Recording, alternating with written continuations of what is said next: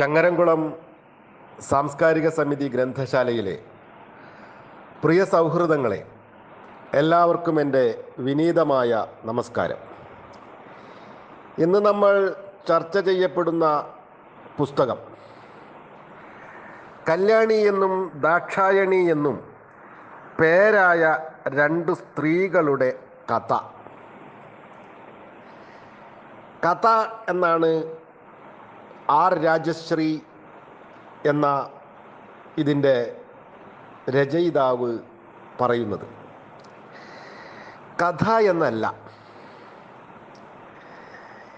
ഇന്ദുലേഖയ്ക്കും കുന്തലതയ്ക്കും മുൻപുള്ള ഏതോ ഒരു കാലത്ത് ഏതോ ഒരു നാട്ടിൻപുറത്ത്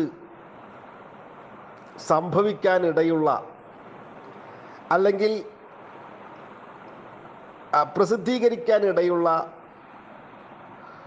ഒരു പുസ്തകം പോലെ തോന്നും ഇതിൻ്റെ പേര് വായിച്ചാൽ, ഇതിൻ്റെ പേര് കണ്ടാൽ.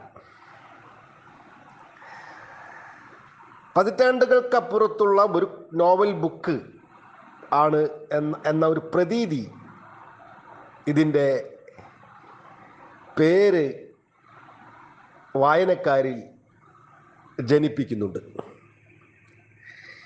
എന്നാൽ ഈ പുസ്തകം ഏറെ സമകാലീനമാണ്. കാലികമായ പ്രശ്നങ്ങളെ, കാലികമായ സ്ത്രീയുടെ ജീവിതത്തെ പഴയകാലത്തെ സ്ത്രീകളുടെ ജീവിതവുമായി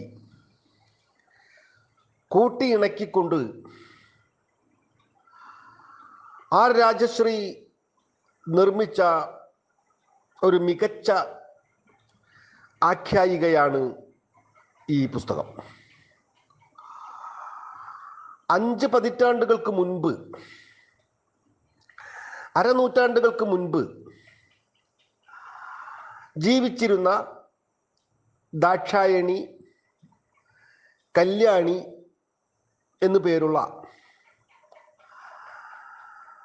അതോടൊപ്പം തന്നെ ചേയിക്കുട്ടി, കുഞ്ഞിപ്പെണ്ണ് തുടങ്ങിയ സ്ത്രീകളുടെ, വടക്കേ മലബാറിലെ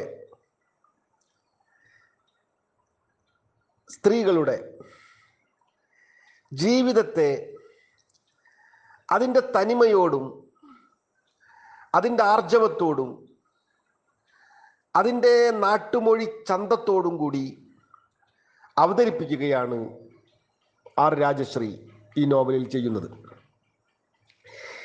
ഇതിൻ്റെ മറ്റൊരു പ്രത്യേകത,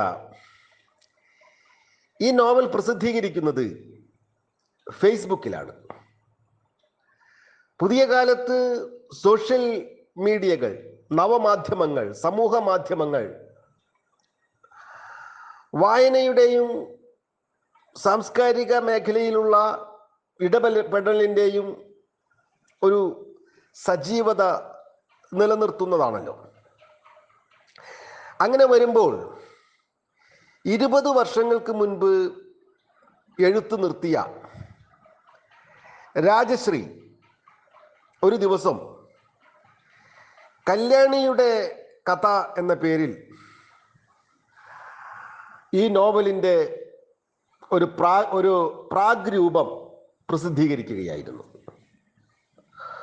വളരെ വലിയ ഒരു പ്രോത്സാഹനമാണ് ഫേസ്ബുക്ക് പ്രേക്ഷകരുടെ ഭാഗത്തു നിന്നും ഈ പോസ്റ്റിനുണ്ടായത്. ആയിരക്കണക്കിന് വ്യൂവേഴ്സും ഫോളോവേഴ്സും രാജശ്രീയുടെ ഈ കുറിപ്പുകൾക്ക് ഉണ്ടായി. അങ്ങനെ അഭൂതപൂർവമായി കൈവന്ന പ്രോത്സാഹനത്തെ തുടർന്നാണ് ഈ നോവൽ 300ഓളം അധ്യായമുള്ള ഈ നോവൽ പ്രസിദ്ധീകരിക്കുന്നത്. ക്ഷമിക്കണം, 82 അധ്യായമുള്ള ഈ നോവൽ പ്രസിദ്ധീകരിക്കുന്നത്. ഈ നോവലിൻ്റെ രചനാവേള 270 പേജാണ് ഇതിനുള്ളത്. അതാണ് 300ഓളം പേജുള്ള നോവൽ എന്ന് പറഞ്ഞത്. പിന്നീട് നിരവധി മാസങ്ങൾ തന്നെ ഈ നോവൽ ഫേസ്ബുക്കിൽ പ്രസിദ്ധീകരിക്കുകയുണ്ടായി. അപ്പോൾ അരനൂറ്റാണ്ട് മുമ്പുള്ള സ്ത്രീകളുടെ ജീവിതത്തിൻ്റെ പോരാട്ടങ്ങളുടെ കഥ പറയുന്ന ഈ നോവൽ പുതിയ കാലത്തിൻ്റെയും ലോകത്തിൻ്റെയും തലമുറയുടെയും മാധ്യമമായ ഫേസ്ബുക്ക് പോലെയുള്ള ഒരു മാധ്യമത്തിലൂടെ ഈ നോവൽ ആളുകൾ വായിക്കുകയായിരുന്നു. അപ്പോൾ രണ്ട് കാലത്തിൻ്റെ അകലങ്ങൾ നഷ്ടപ്പെടുകയും പുതിയ കാലവുമായി ആ ജീവിതം താദാത്മ്യം പ്രാപിക്കുകയും ചെയ്യുകയാണ്. അപ്പോൾ കാലങ്ങളിലൂടെയുള്ള സ്ത്രീകളുടെ ജീവിതത്തിലൂടെയുള്ള ഒരു സഞ്ചാരമാണ് ഈ നോവൽ എന്ന് പറയുന്നതിനോടൊപ്പം തന്നെ ഇതിൻ്റെ സാമൂഹികപരമായ പ്രാധാന്യം, രണ്ട് സംസ്കാരങ്ങൾ, തെക്കും വടക്കും തമ്മിലുള്ള രണ്ട് സംസ്കാരങ്ങൾ തമ്മിലുള്ള സംഘർഷങ്ങൾ, നേരത്തെ സൂചിപ്പിച്ചതുപോലെ നാട്ടുമൊഴിയുടെ അപാരമായ ചന്തം, ഇപ്പോൾ പ്രചാരത്തിലില്ലാത്ത, ഇപ്പോൾ ആരും അങ്ങനെ പ്രയോഗിക്കാത്ത നൂറുകണക്കിന് നാടൻ പദങ്ങളാണ്, നാടൻ പ്രയോഗങ്ങളാണ് രാജശ്രീ ഈ നോവലിൽ ഉപയോഗിച്ചിട്ടുള്ളത്. വടക്കേ മലബാറിലെ പ്രാദേശിക ഭാഷയുടെ ഒരു നിഘണ്ടു തന്നെയാണ് ഈ നോവൽ എന്ന് പറയാം. കാരണം ഇന്ന് പുതിയ കാലത്ത് ആ വാക്കുകളോ പ്രയോഗങ്ങളോ ഒന്നും ആരും ഉപയോഗിക്കുന്നില്ല. അപ്പോൾ അങ്ങനെയുള്ള ആ അരനൂറ്റാണ്ട് മുമ്പ് കുഗ്രാമങ്ങളിൽ ഒട്ടും പരിഷ്കാരം എത്തി നോക്കാതിരുന്ന കുഗ്രാമങ്ങളിൽ മാത്രം പ്രയോഗിച്ചിരുന്ന ആ പദപ്രയോഗങ്ങൾ രാജശ്രീ ശ്രദ്ധയോടെ കണ്ടെത്തുകയും ഈ നോവലിൽ അവതരിപ്പിക്കുകയും ചെയ്തിട്ടുള്ളത് വളരെ മനോഹരമായി, ചേതോഹരമായി ഈ പുസ്തകത്തിൽ അടയാളപ്പെടുത്തുന്നത് കാണാം. ഈ പുസ്തകത്തിൻ്റെ മുഖചിത്രത്തിൽ ചൂലാണ് ഉള്ളത്. ചൂല് കൊണ്ട് കല്യാണി ഒരു ദേശത്തെയും ആ ദേശത്തിൻ്റെ അപ്പുറത്തുള്ളവരുടെയും ആ കല്യാണി അടിച്ചു വൃത്തിയാക്കുന്ന ആ മുറ്റത്തുകൂടെയുള്ള അപ്പുറത്തുള്ളവരുടെ വീടുകളിലേക്കും സഞ്ചരിക്കുകയാണ് ചെയ്യുന്നത്. അപ്പോൾ ചൂല് തൂലിക പോലെ ഒരു പ്രതീകമായി മാറുന്നുണ്ട് ഈ നോവലിൽ. കാരണം ഗ്രാമീണ സ്ത്രീകളുടെ, പ്രത്യേകിച്ചും പഴയകാലത്തുള്ള ഗ്രാമീണ ജീവിതത്തിൻ്റെ സ്ത്രീകളുടെ ജീവിതത്തിലെ ഒരു ദൈനംദിന ഉപകരണമാണല്ലോ ചൂല്. അവരുടെ ജീവിതത്തിൽ നിന്നും മാറ്റി നിർത്താൻ കഴിയാത്ത ഒരു ഉപകരണമാണല്ലോ, വീട്ടുപകരണമാണല്ലോ ചൂല്. അപ്പോൾ അതിനെ കല്യാണി എന്ന സ്ത്രീ തൻ്റെ ജീവിതത്തിലെ ജീവിത മെഴുത്തിനു വേണ്ടി ഉപയോഗിക്കുന്ന തൂലികയായി ഈ നോവലിൽ മാറുന്ന പ്രതീകാത്മകമായ ഒരു കാഴ്ച ഇതിൻ്റെ വായനക്കാർക്ക് കാണുവാൻ സാധിക്കും. നിരവധി പ്രത്യേകതകൾ, സവിശേഷതകൾ ഈ നോവലിൽ എടുത്തു പറയേണ്ടതുണ്ട്. അതിൽ ഏറ്റവും പ്രധാനപ്പെട്ടത് ഞാൻ പരാമർശിച്ച അതിൻ്റെ പ്രാദേശിക ഭാഷയുടെ തനിമ തന്നെയാണ്. ഈ നോവലിൻ്റെ ആദ്യ അധ്യായം ആരംഭിക്കുന്നത് തന്നെ ആ നാട്ടുമൊഴികളുടെ ചന്തത്തോടെയാണ്. വളരെ ശ്രദ്ധാപൂർവം അതിൻ്റെ കുത്തുകളും കോമയും ചന്ദ്രക്കലയും കെട്ടുപുള്ളിയും ഒക്കെ സൂക്ഷ്മമായി ശ്രദ്ധിച്ച് വായിച്ചാൽ ആ നാട്ടുമൊഴികളുടെ സൗന്ദര്യം, അപാരമായൊരു സൗന്ദര്യം നമുക്ക് ആസ്വദിക്കാൻ സാധിക്കും. അപ്പോൾ അങ്ങനെയുള്ള ആ ഒരു സംഭാഷണത്തിലൂടെയാണ് ഈ നോവൽ തുടങ്ങുന്നത്, ആദ്യ അധ്യായം.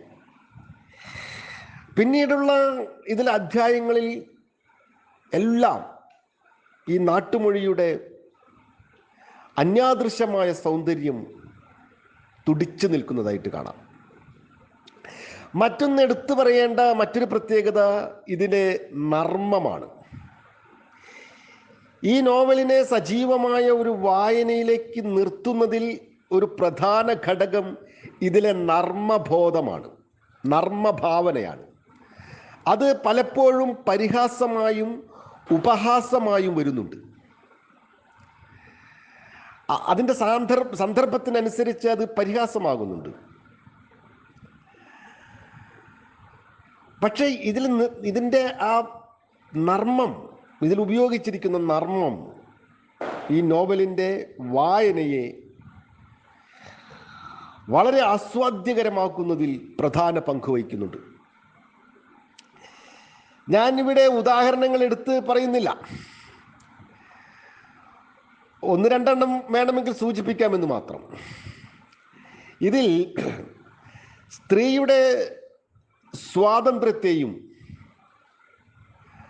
അവളുടെ മനസ്സിനെ മനസ്സിലാക്കുന്ന ഒരു പുരുഷനോടൊപ്പം കഴിയാൻ കഴിയുകയാണെങ്കിൽ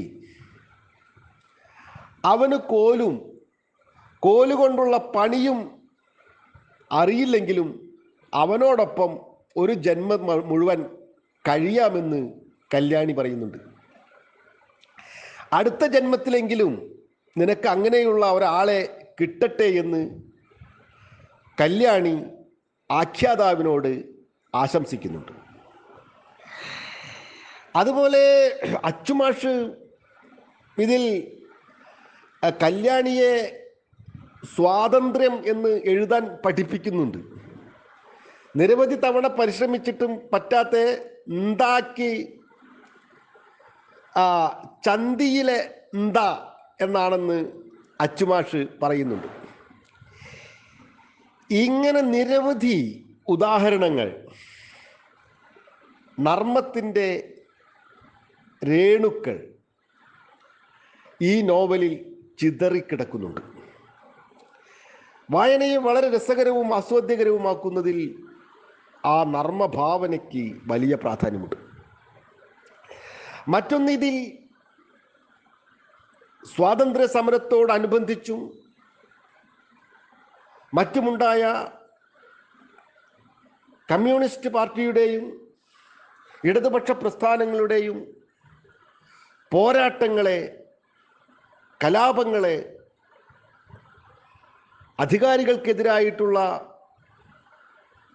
കലാപങ്ങളെ ചിത്രീകരിക്കുന്നുണ്ട്.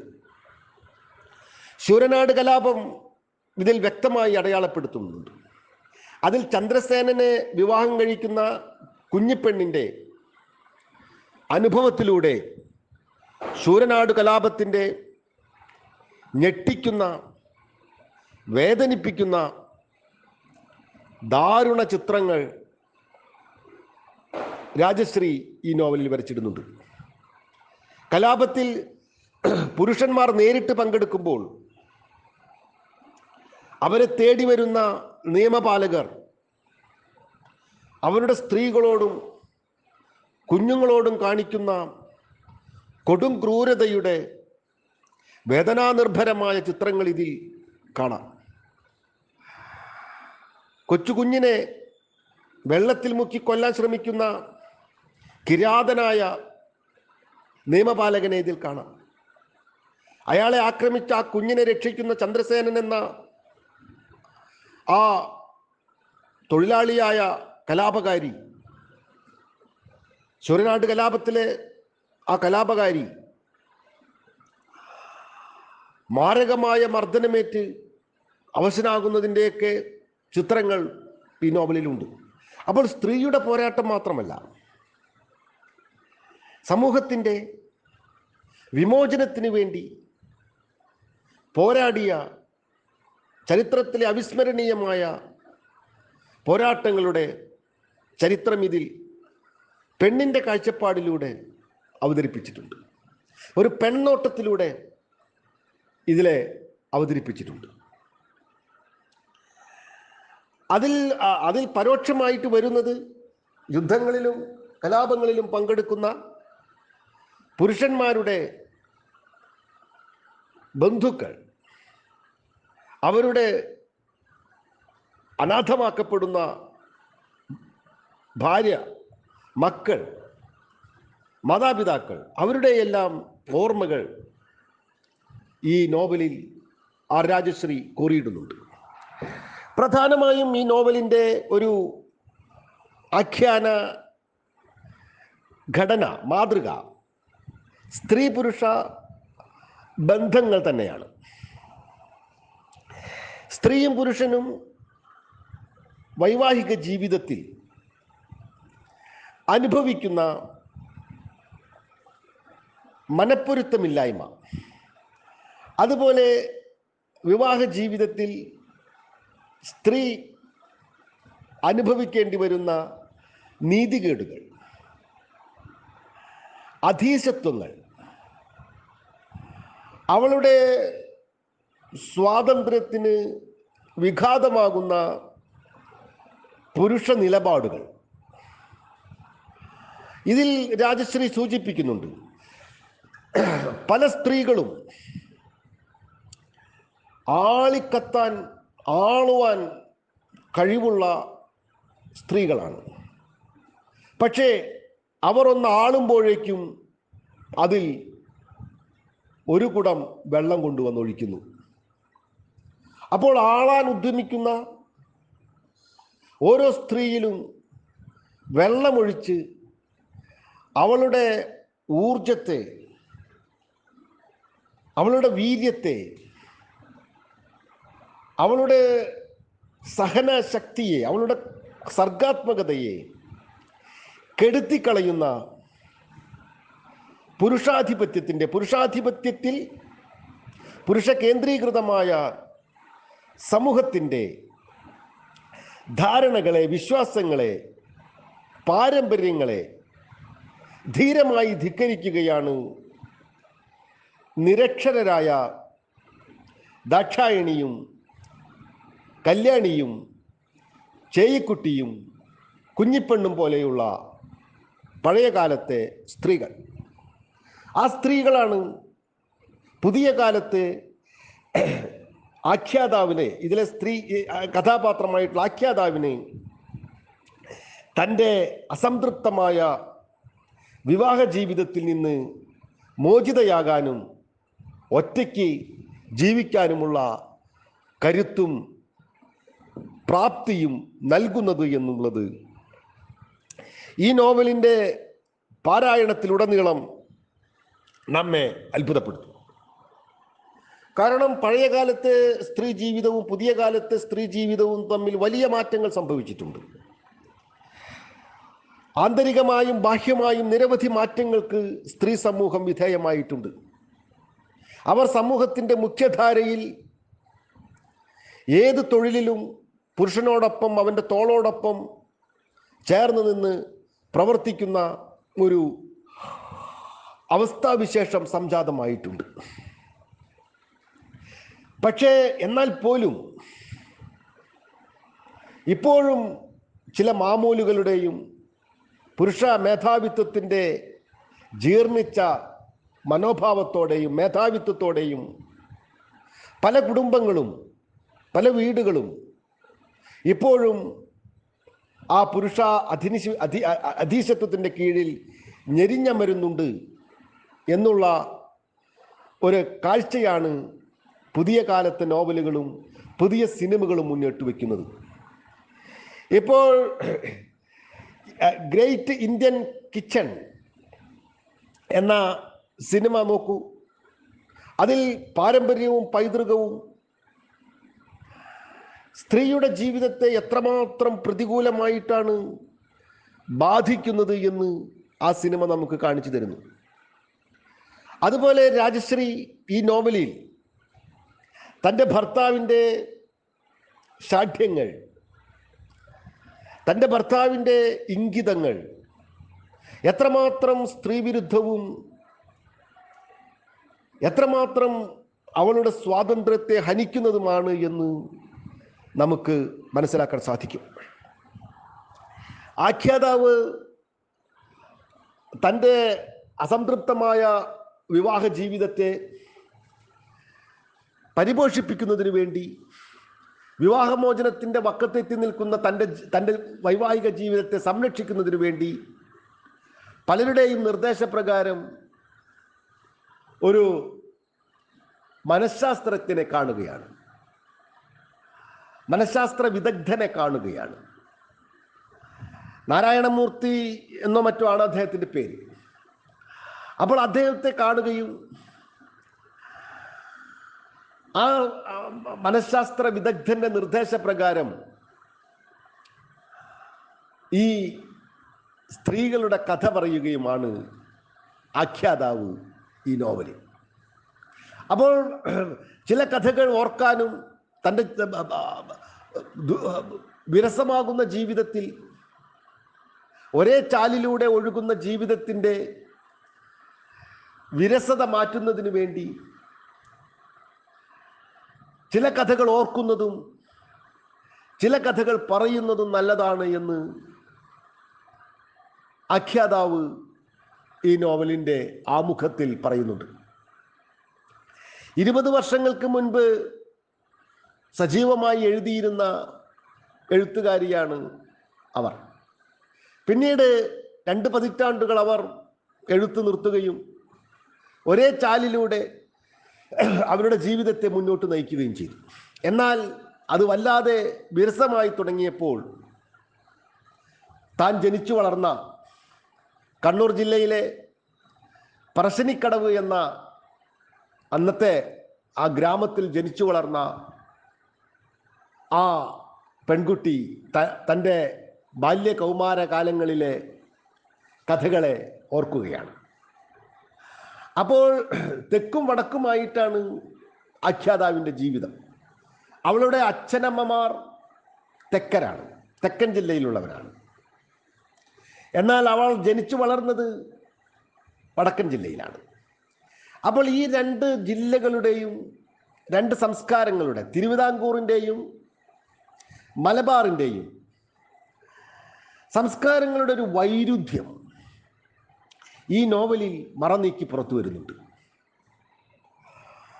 അത് എത്രമാത്രം നമ്മുടെ ജീവിതത്തെ സങ്കീർണവും പ്രശ്നഭരിതവുമാക്കുന്നുണ്ട് എന്നുള്ളത് ഈ നോവലിലൂടെ വായിച്ചറിയണം. കേരളം എന്ന നാട് ഒരേ ഭാഷ സംസാരിക്കുന്ന, ഒരേ സംസ്കാരത്തിലും ജീവിക്കുന്ന ഈ ഒരു പ്രദേശം, പക്ഷെ അതിൻ്റെ പ്രാദേശിക തലത്തിൽ വെച്ച് പുലർത്തുന്ന സാംസ്കാരികമായ വൈവിധ്യങ്ങൾ, വൈചിത്ര്യങ്ങൾ അത്ഭുതകരമാണ്. ഈ നോവലിൽ ദാക്ഷായണിയുടെ ഭർത്താവായിട്ട് വരുന്നത് ഒരു കൊല്ലത്തുകാരനാണ്. ആ കൊല്ലത്തുകാരൻ ദാക്ഷായണിയുടെ ചിന്താഗതികൾക്ക് വിപരീതമായി പണത്തിനെ അമിതമായി ആഗ്രഹിക്കുന്ന ഒരു വ്യക്തിത്വത്തിനുടമയാണ്. അപ്പൊ ചൂഷണത്തിൽ അധിഷ്ഠിതമായ ഒരു ഭാര്യ ഭർത്തൃ ബന്ധം അവിടെ അരുചിയോടെ നിവരുകയാണ്. ഗ്രാമീണ സ്ത്രീകളുടെ ജീവിതത്തിൻ്റെ ഭാഗമായിട്ടുള്ള പശു വളർത്തൽ, അങ്ങനെ ഒരു പശുവിനെ വാങ്ങുന്നതും ആ പശുവിനെ വളർത്താൻ ദാക്ഷായണി എടുക്കുന്ന തീരുമാനവും അതിനെ അവരുടെ ഭർത്താവ് എതിർക്കുന്നതും അത് വലിയ പ്രശ്നമായി മാറുന്നതുമൊക്കെ ഈ നോവലിൻ്റെ പ്രധാന ഭാഗങ്ങളാണ്. അപ്പോൾ താരതമ്യേന ഉപരിപ്ലവമെന്നും നിസ്സാരമെന്നും തോന്നുന്ന സംഗതികൾ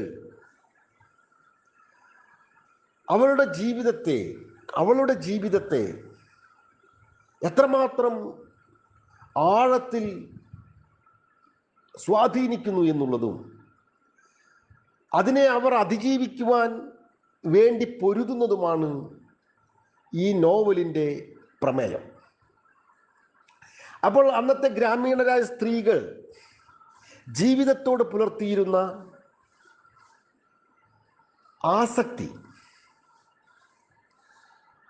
അതുപോലെ തന്നെ അവർ സങ്കീർണമായ പ്രശ്നങ്ങളെ പരിഹരിച്ചിരുന്നത്, ഗുരുതരമായ പ്രശ്നങ്ങളെ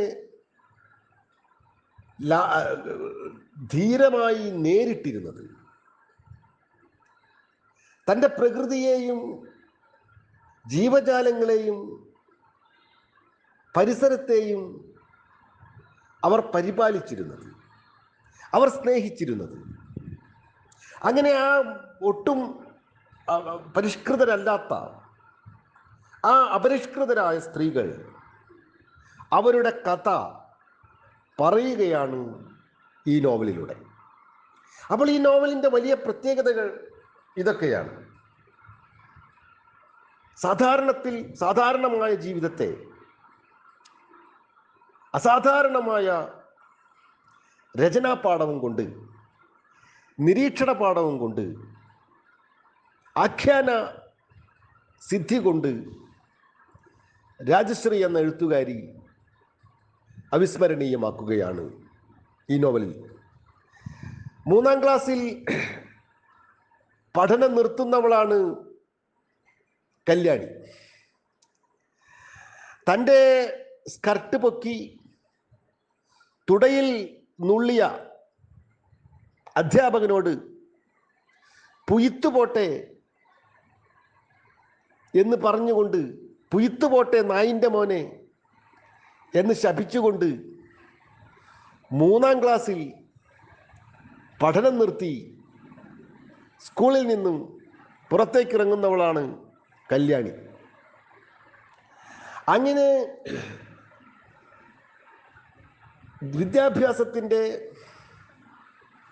പ്രാഥമിക തലത്തിൽ നിന്ന് പോലും പുറത്താക്കപ്പെടുന്ന പെണ്ണ് അവളുടെ ആർജവം കൊണ്ട്, അവളുടെ സഹജമായ ധീരത കൊണ്ട്, അവളുടെ സഹജമായ സഹനശക്തി കൊണ്ട് ജീവിതത്തെ നേരിടുന്നതും വെട്ടിപ്പിടിക്കുന്നതും അടിച്ചമർത്തലുകളെ അതിജീവിക്കുന്നതുമായ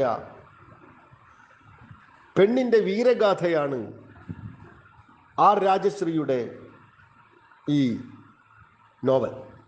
ഇത് പുതിയ കാലത്തും ആ പഴയ കാലത്തെ വായിക്കാനുള്ള, ആ പഴയ കാലത്തിൻ്റെ ചേതോഹരമായ ഭാഷയെ ആസ്വദിക്കാനുള്ള അനുവാചകരുടെ താല്പര്യത്തെ ഈ നോവൽ സംതൃപ്തമാക്കുന്നു എന്നുള്ളത് ചെറിയ കാര്യമല്ല. ഇതിൻ്റെ അനന്യമായ ഭാഷാ പ്രയോഗത്തിലൂടെ സഞ്ചരിക്കുന്നത് ഒരു സുഖമാണ്. ഒരു തെളിനീർച്ചോലയിൽ മുങ്ങി നീരാടുന്നത് പോലെയുള്ള ഒരു സൗഖ്യം ഈ നോവലിൻ്റെ ആ പ്രാദേശിക സൗന്ദര്യമുള്ള ഭാഷയിലേക്ക് ആഴ്ന്നിറങ്ങുമ്പോൾ അനുവാചകർക്ക് അനുഭവപ്പെടും. അപ്പോൾ സൂക്ഷ്മവും ശ്രദ്ധേയവുമായി ഇതിലെ ഭാഷയെ സ്വാംശീകരിക്കണമെങ്കിലും ആസ്വദിക്കണമെങ്കിലും ഇതിൻ്റെ ഒഴുക്ക് രസകരമാണ്. നർമ്മത്തിൻ്റെ ചിന്തുകൾ ആ ഒഴുക്കിനെ സമ്മോഹനമാക്കുന്നു.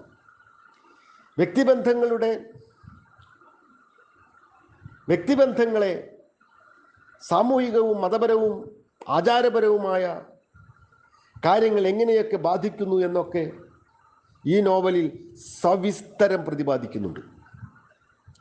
90കളിൽ കേരളത്തിൽ, പ്രത്യേകിച്ചും വടക്കേ മലബാറിൽ സ്വാധീനം ചെലുത്തി വരുന്ന ഗൾഫ് ജീവിതത്തിൻ്റെ, പ്രവാസ ജീവിതത്തിൻ്റെ അടയാളങ്ങൾ ഈ നോവലിൽ എമ്പാടും കാണാം. സൈഡ് പാർട്ടി, അതുപോലെ ബ്യൂട്ടീഷ്യൻ, അതുപോലെ വസ്ത്രങ്ങൾ, ഗൾഫിൽ നിന്നും കൊണ്ടുവരുന്ന വസ്ത്രങ്ങളുടെ പുതുമ, അങ്ങനെയൊക്കെയുള്ള കാര്യങ്ങൾ ഈ നോവലിലെ സവിസ്തരം പ്രതിപാദിക്കുന്നുണ്ട്. 90കളിൽ ഗൾഫ് ഉൽപ്പന്നങ്ങൾ, ഗൾഫിൻ്റെ സംസ്കാരം കേരളത്തിൽ വേരൂന്നുന്നതിൻ്റെയും വളരുന്നതിൻ്റെയും സചിത്രമായ അനുഭവം ഈ നോവലിൽ രാജശ്രീ വരച്ചിടുന്നുണ്ട്. അതുപോലെ തന്നെ വിവാഹത്തോടനുബന്ധിച്ച് മാറി വരുന്ന ആചാരങ്ങൾ, അതും ഇതിൽ പ്രതിപാദിക്കുന്നു. അങ്ങനെ സാമൂഹ്യമായ ഇടപെടലുകളുടെയും പരിവർത്തനത്തിൻ്റെയും പോരാട്ടത്തിൻ്റെയും കഥകളെ സമന്വയിപ്പിച്ചുകൊണ്ട് നാട്ടുഭാഷയുടെ കഥയാക്കി മാറ്റുകയാണ് ഇതിൽ രാജശ്രീ എന്ന എഴുത്തുകാരി. അവസാന അധ്യായത്തിൽ തൻ്റെ ഭർത്താവിൻ്റെ ഇംഗിതത്തിന്, ആഗ്രഹത്തിന് വിരുദ്ധമായി ഒരു പെൺകുഞ്ഞിന് ജന്മം നൽകിക്കൊണ്ട് ആ പെൺകുഞ്ഞിൻ്റെ പുതിയ കാലത്തെ ജീവിതത്തിലേക്കുള്ള വാതായനങ്ങൾ തുറന്നിട്ടുകൊണ്ട് ഈ നോവൽ സമാപിക്കുകയാണ്. അപ്പോൾ ആ പെൺകുഞ്ഞ്, ആ നവജാത ശിശു ചോദിക്കുന്നു, ആഖ്യാതാവിനോട് ചോദിക്കുന്നു, ഉച്ചയ്ക്ക് മീൻകറിച്ചൂരും രാത്രി ആൺചൂരുമുള്ള ജീവിതമല്ലേ ഇപ്പോഴും അവിടെ എന്ന് ആ പെൺകുഞ്ഞ് ചോദിച്ചുകൊണ്ടാണ് ഈ നോവൽ സമാപിക്കുന്നത്. അപ്പോൾ ഇതിൻ്റെ പര്യവസാനത്തിൽ ഈ ലോകത്തിൻ്റെ നീതികേടുകളെയും പുരുഷാധിപത്യത്തിൻ്റെ അധിനിവേശങ്ങളെയും ചെറുക്കുന്നതോടൊപ്പം തന്നെ ഈ ജീവിതത്തിൻ്റെ നന്മകളെയും നാട്ടുനന്മകളെയും സംസ്കാരത്തെയും ജീവിതാചാരങ്ങളെയും രീതികളെയും സ്നേഹിക്കുന്ന, ആശ്ലേഷിക്കുന്ന ഒരു ആഖ്യായികയായി, അനുഭവമായി ഈ പുസ്തകം മാറുന്നു. ഇതിൻ്റെ വായന വേറിട്ടൊരു അനുഭവമാകും എന്നുള്ളതിൽ സംശയമില്ല. ഈ നോവലിൻ്റെ വായനയിലേക്കും ഇത് വായിച്ചവരുടെ അഭിപ്രായങ്ങളിലേക്കും അനുഭവങ്ങളിലേക്കും എല്ലാവരെയും ക്ഷണിച്ചുകൊണ്ട്, എല്ലാവർക്കും നന്ദി അറിയിച്ചുകൊണ്ട് നിർത്തുന്നു. നന്ദി, നമസ്കാരം.